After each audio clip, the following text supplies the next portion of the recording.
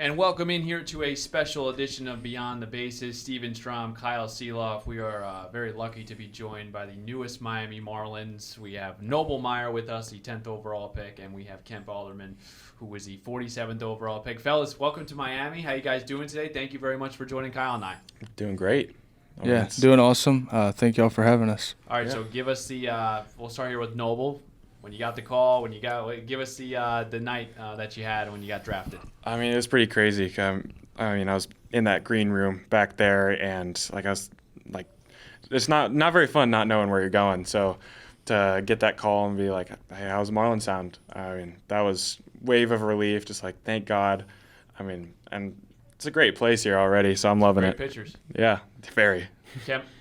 So, I mean, my story's a little different. I got invited to go out to Seattle to the draft, and, I chose to stay home with my parents and my family. So we rented out a steakhouse that's close to my house, and so I told my mom, I was like, just immediate family, all right? I was like, I don't want a lot of people there. I was like, I know because, I don't know what's going to happen. Nobody call me. Right. And so I had AirPods in, and we were sitting there, and I walk in, and it's like 60 people, and I'm like, what is going on? Like, Immediate family. Yeah, I was like, I guess I have a big family. I hadn't seen y'all in a couple years, but hey, how's it going? And so I didn't hear anything early on in the first round, and then my agent was like, hey, be expecting calls in like pick 30, and I didn't hear nothing then. And so, I went up and I got out and I went outside and I was like, I just got to catch some air. And they were like on pick 43, and I was like, this isn't looking good, And I got a call, and my agent's like, hey, the Marlins called. Do you want to go to Miami? And I said, heck yeah. And so went inside and saw my name go across the screen. It was awesome. When you say it wasn't looking good, you thinking your baseball career's coming to an end?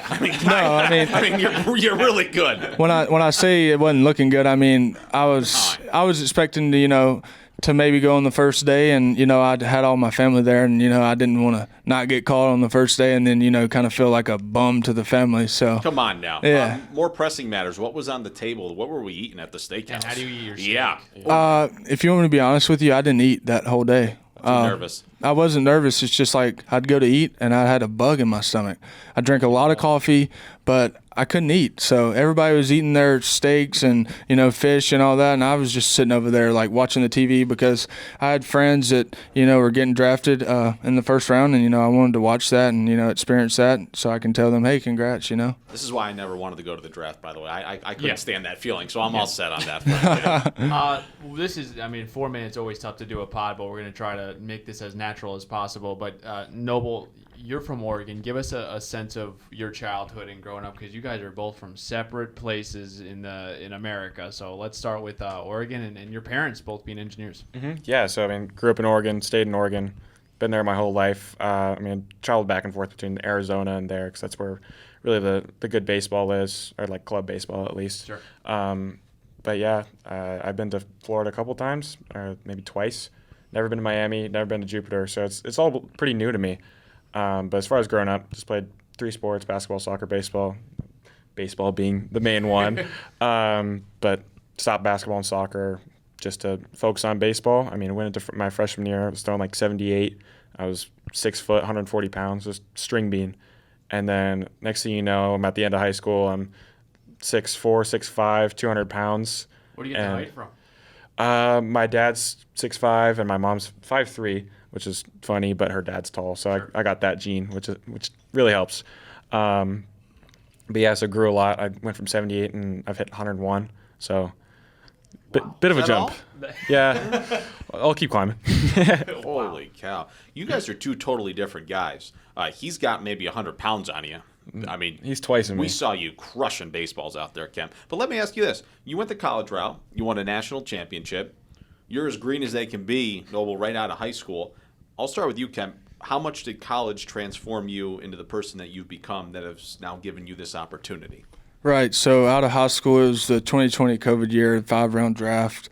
Got a bunch of calls, and, I just felt like I was led to go to college. And, I'm grateful I made that decision because freshman year at college, I wasn't ready, honestly. I got there and playing in the Southeastern Conference, one of the toughest leagues in college baseball, and it was like I hit a brick wall. And, just learning how to deal with failure and adversity and use that, to make me a better player, I felt like was really what I needed going to college, and I'm grateful for that. And then next year, my sophomore year, playing every single day in the starting lineup and winning a national championship. And then this year, I wish it would have went a little different. I had success for myself, but the team didn't do very good, had some injuries, and, I feel like they'll be bounce back and be better next year. But, just being able to win a national championship and then get drafted higher than I got called in high school is just two things that, to check off a bucket list.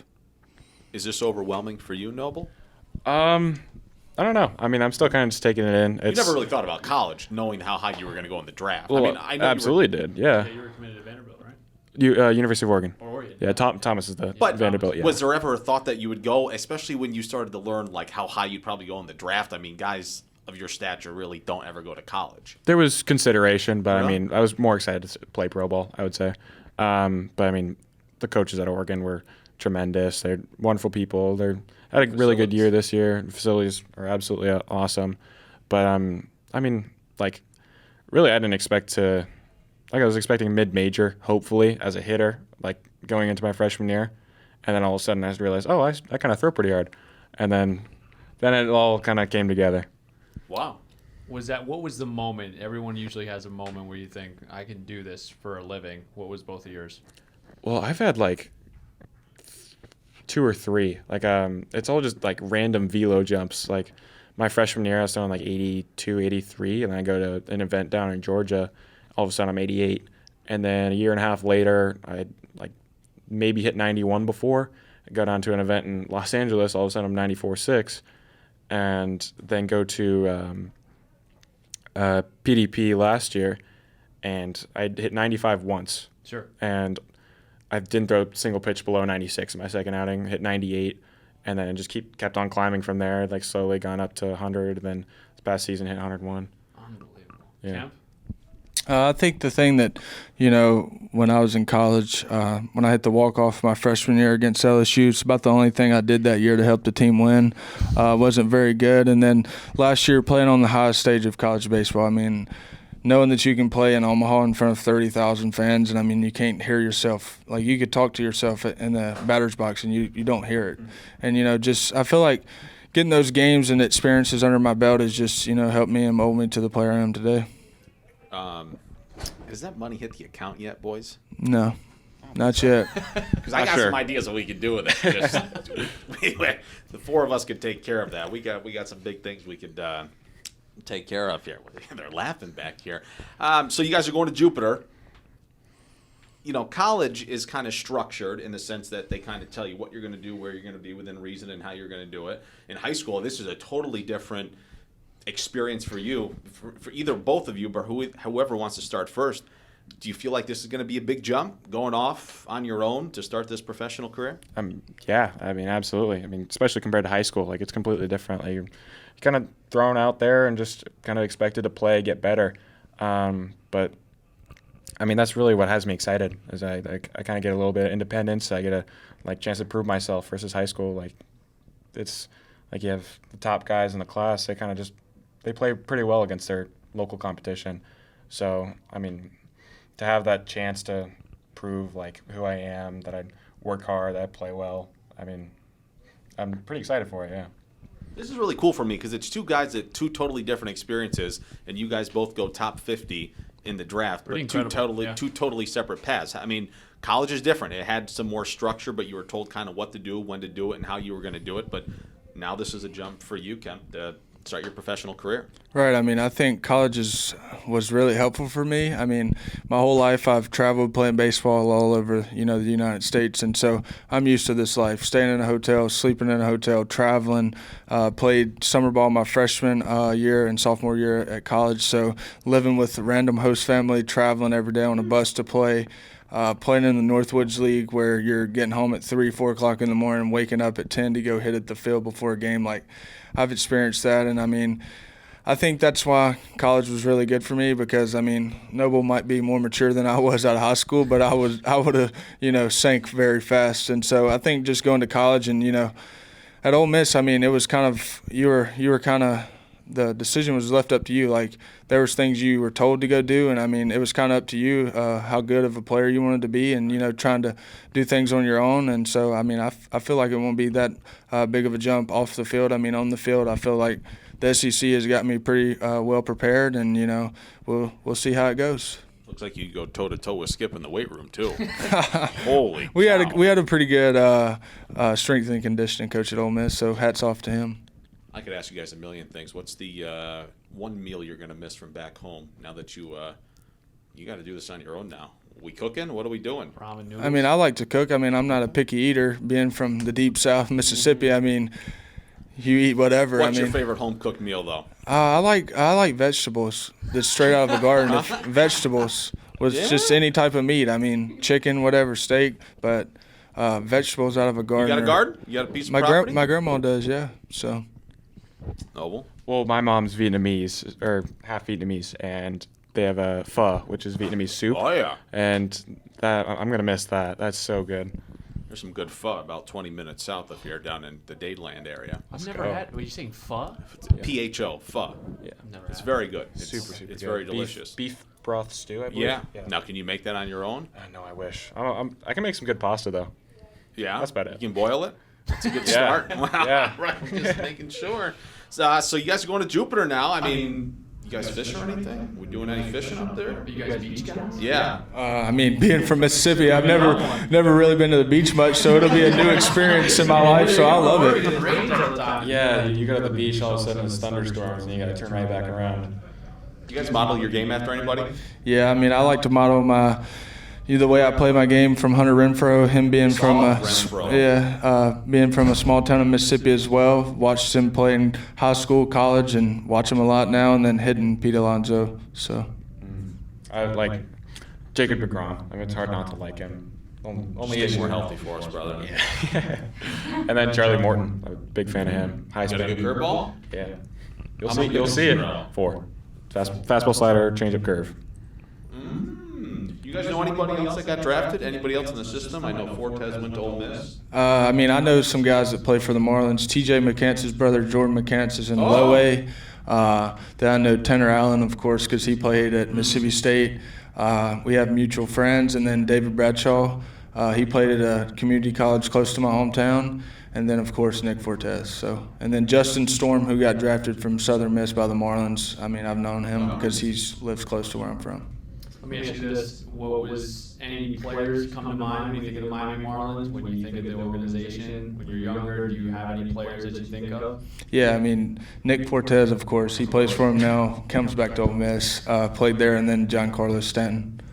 So You catch a little bit? yeah, I caught 4 games this year. You think you're gonna entertain that in pro ball? Or what do you I mean, all they said is we want you to hit. I mean, I don't really care where I play. I've played everywhere my whole life. I mean, I've caught up until my 10th grade year of high school. I caught almost every game. I used to pitch in high school and travel ball. I played first base in college and corner outfield, so I don't really care as long as I'm on the field. Big leagues, man. Yeah. Football in high school? Yeah, I did. What position? It's fun. So my 9th and 10th grade year, I played defensive end and tight end, and You then might be getting chased by Kemp. You were a defensive end? yeah. You're the type of kid that maybe never want to play football.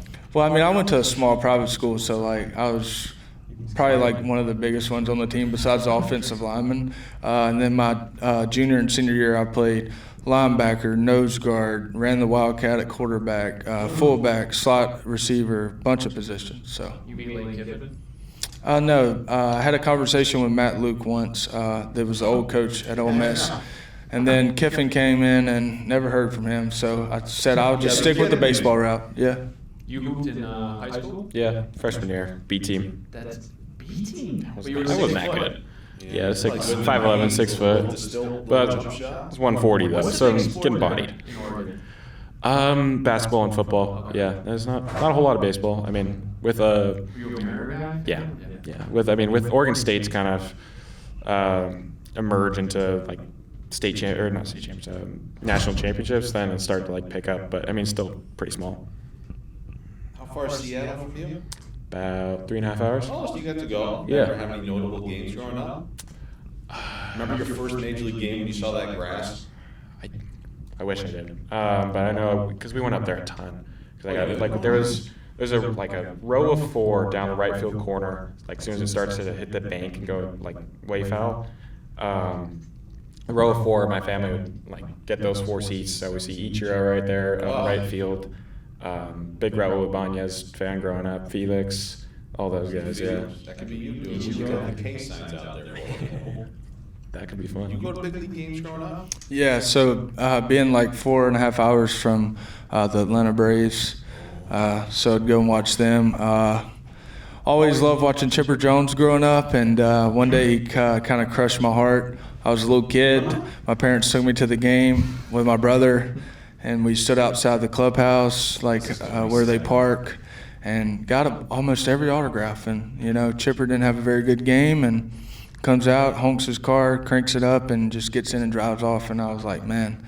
So that's a learning point for me. I mean, if there's ever a kid out there, like even at college, like take your time, go sign their stuff. I mean, you can't sign everybody's stuff, but those kids are looking up to you, and, you know, that's just something I'll never forget to this day. And I mean, he probably didn't mean anything by it, but my agent actually was going to the Hall of Fame, and I was like, if you see Chipper Jones, please get his autograph for me. So. Oh, we can get one for you. When you need it, we'll take care of it in Atlanta. I got one for you. Throwing you guys on the spot, but we're broadcasters. 5 to 10 years, how would you want us to describe your game and what you guys accomplished and everything that comes along? I mean, I hopefully in 4 to 5 years to be playing for the Marlins in the big leagues and batting in the middle of the order, and if that's playing corner outfield or first base, and I mean, just a hard player that you know what you're going to get from day in and day out. And I mean, there's going to be highs and lows in your career, but you know, just trying to stay even and, you know, hopefully have a great career. Hope to be in that same boat. Coming up to the majors here soon. That'd be nice. But high strikeouts, low walks, potentially top of the rotation. That'd be pretty ideal. Do you set goals for yourselves? Like, do you say in 2 years I want to be there, or in 4 years I want to be there? So, I mean, in college I set goals, but I mean, just signing, I mean, I hadn't really had time to sit down and process and think about that yet. I mean, being home for a week with my family, trying to catch all the time with them before I leave. And so, I mean, that is something I will do probably in the next few days when we get to Jupiter and settle in there. I mean, I got long-term goals and I have just day-to-day goals. Like day-to-day, just be better than who I was yesterday, and then long-term, I mean, hopefully Hall of Fame. But Now we're talking. yeah. Are we going to time yet? I don't think we're out of time yet, are we? Oh, well, hold on. We're gonna let you want to got one more. We got to let these guys. You guys have earned the opportunity with that coin that's about to hit that account to do something exciting. We don't have to blow it in one shot. You gonna buy anything? Car you want? Private yacht. No, I'm kidding. Well, that's perfect. No, that's perfect. I know a guy. There's a Marlins member that's a yacht salesman. I'll help you out with that. I can take care of that. Are we buying anything? What do you think? I mean, I like to save my money for the most part, but probably in the off season go buy a new Tahoe or maybe, you know, something like that. You got a truck now? Well, I had a Ford F-150 and it's I at want the home. Lightning. Prices just dropped about 12%. I think I'm going to go with the SUV, just traveling a lot, you know, and a lot of room, and maybe one day, you know, a couple years down the road, give it to my future wife, possibly. Now we're talking. Yeah. Is she in the picture right now? Yeah, we're not. Oh, perfect. Yeah, she's just my girlfriend right now. But All right. you know, just if everything works out, Oh, then one day perfect. buy me a new truck and, you know, kind of give her the hand-me-down. Oh, that's Yeah. unbelievable. What are you going to be cruising around in? I got a Mazda CX-5 that I just adore, so I'm gonna stick in that. But I mean, I'm just gonna save, really. Only thing is, it's gonna be a nice dinner for my friends when they get back from winter break. You're two good guys. Best of luck, man. I have a soft spot for the both of you now, so we'll see you next spring. Good luck with everything. No, Kemp, we appreciate you guys. Thank you. It's great to meet you, and congratulations. Seriously, enjoy the moment, and thanks again for coming. Thank you guys.